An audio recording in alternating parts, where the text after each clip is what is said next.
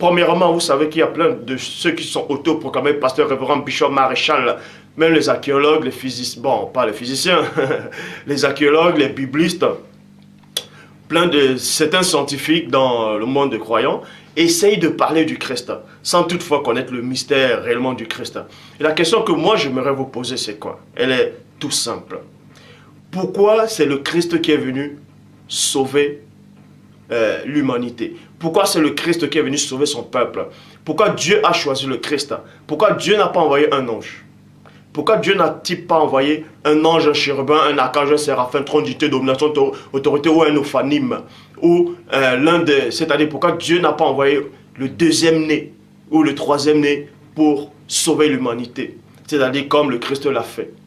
Pourquoi tout simplement Dieu n'a pas choisi un homme sur la terre qui ne vient pas du ciel, mais un humain simple qui est mort, c'est-à-dire qui est né sur la terre pour sauver l'humanité? Puisque Adam n'est pas né dans le ciel. Adam est homme à 100%. Donc, si Adam était homme et il a péché, pourquoi donc Dieu va envoyer un être spirituel qui va prendre un corps physique? Dieu aurait pu aussi envoyer un humain aussi sur la terre. Puisque c'est un humain qui a péché, il aurait aussi dû envoyer aussi un humain, sûrement. Parce que j'ai entendu ces genres de discussions où les gens disaient Christ était le seul qui pouvait faire cette mission. Parce que si Dieu envoyait un ange, l'ange allait échouer. Et je vous dis que c'est faux. Je dis bien, je vous dis que c'est faux. On va vous donner la révélation. Pourquoi c'est Christ qui est descendu? Pourquoi pas le deuxième né ou un ange ou une autre sorte d'entité? Pourquoi Dieu n'a-t-il pas choisi un prophète sur la terre pour mourir directement? Bon, c'est très simple, vous voyez. C'est pour ça qu'il dit, vous ne connaissez pas qui est le Christ. Vous ne connaissez pas, personne de vous n'a assisté au conseil du Père quand Christ descendait. On va vous expliquer ces choses-là. Donc, Dieu a envoyé le Christ tout simplement parce que, en tout cas, Dieu a envoyé le Christ, lui, le premier-né. Pourquoi? Parce que celui qui a fait pécher l'homme, c'est-à-dire celui qui a fait en sorte que le péché entre dans le monde, c'est une entité, c'est un esprit. Comprenez la révélation à tous ceux-là qui se disent pasteurs, là. Comprenez la révélation avec vos gros ventres remplis de chikwang. Comprenez la révélation avant de dire que Dieu a tant aimé le monde qu'il a envoyé son fils afin que quiconque croit en lui. Il faut savoir pourquoi il a envoyé ce fils-là. Et ce fils-là n'est pas le fils unique. Il n'est pas le fils unique, il est le fils premier-né. La notion de fils unique n'existe pas. Parce que le Christ lui-même dans la parabole, c'est-à-dire il a expliqué, il a raconté une histoire par rapport au fils prodigue. C'est un père qui représentait le père lui-même, c'est-à-dire Dieu, et le père avait deux fils, vous voyez, un qui est sorti, qui a fait n'importe quoi, puis il est revenu, et le père l'a accueilli. Donc, vous devez comprendre ici, là, que la notion de fils unique n'existe pas. C'est pendant le concile de Nicée qu'ils ont instauré cela. Hein? Bon, mais pourquoi Dieu a spécialement envoyé le premier-né? Tout simplement parce que Satan, l'ancien jadis chérubin, ou le premier déchu, a fait en sorte que le péché vienne dans le monde. Est-ce que vous comprenez? Il a séduit une femme, et la femme a séduit son mari, a écouté la voix de son mari. Plutôt, le mari a écouté la voix de sa femme. Donc, à cause de Satan, c'est-à-dire à cause d'un esprit qui venait du ciel, qui venait d'en haut, le péché est venu dans le monde. C'est pour ça qu'il a fallu aussi qu'il y ait aussi un esprit qui vienne sur terre.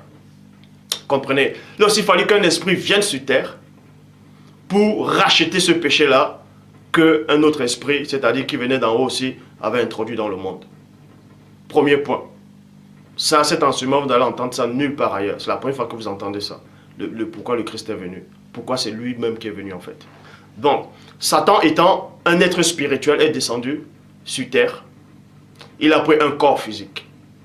C'est-à-dire il a possédé un serpent. Un corps physique fait de chair, de sang et d'os.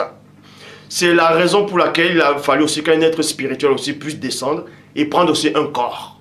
C'est pour ça que Christ aussi a pris un corps physique. Donc il devait être égalité déjà.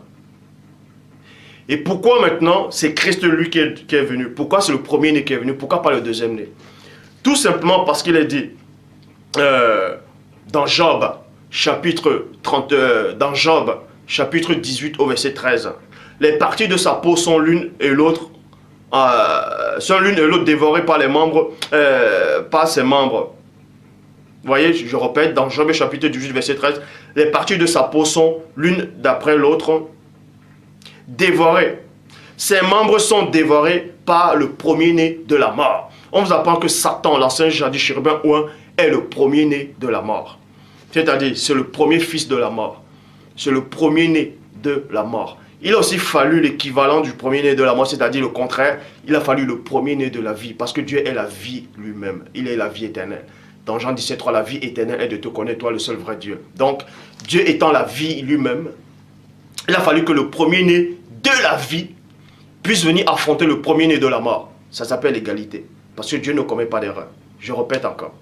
Christ est venu. C'est Christ lui-même. Le premier-né est descendu. Pourquoi?